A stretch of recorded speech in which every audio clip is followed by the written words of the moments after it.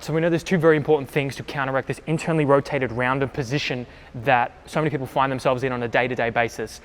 Stretching the pecs and stretching the lats. I'm going to show you two very useful variations that you can do to stretch these muscle groups that control internal rotation.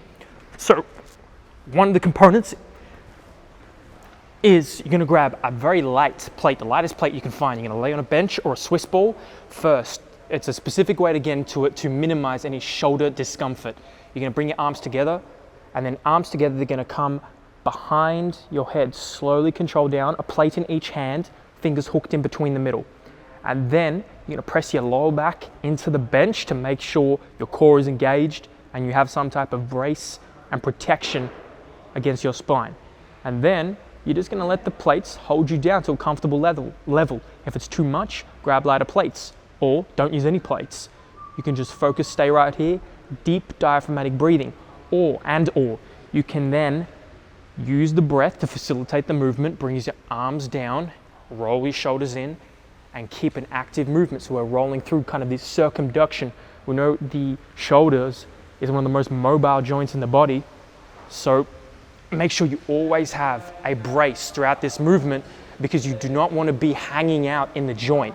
You want to make sure you have some type of stability around the joint. So I'm not letting my arms relax fully. I'm always keeping some type of tension through my arms to protect my shoulders from, especially if you have lax joints, and from minorly dislocating. So there's one. Use plates, don't use plates. I don't care. So here's the second movement to stretch the lats now. We stretch the pecs and we've got to stretch the lats.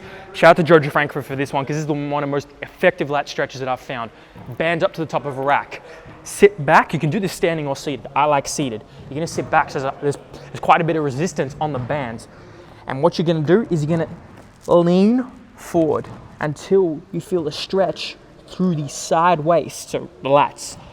And then to accentuate this, well, what are one of the roles of the lats? Internal rotation. So what am I going to do with my hand? I'm going to internally rotate, and that really fires up a huge stretch through the whole side of my body right here. Because I'm going to rotate in, externally rotate back out.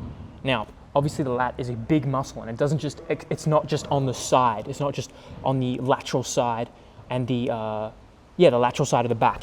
It runs obviously through the middle. So depending on your anatomy, your dysfunctions that you have, how tight you are, you're gonna feel it in a different place depending on who you are. For me, I feel it on the lateral side of the lat, and that's really effective to me.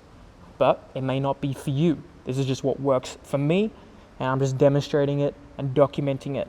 All right, but don't get confused that stretching the lats, stretching the pecs will help with internal rotation, that dump down position, but you've got to strengthen the posterior chain, you've got to strengthen the rotator cuff, you've got to strengthen the whole back side of the body. So stretching in conjunction with strengthening the weakened inactive muscles through the posterior side of the body. I've talked about this many times before. Again, don't use these videos in isolation, use them in conjunction, right? Use them to create a holistic kind of view to approach the body and strengthen it and address its weak links.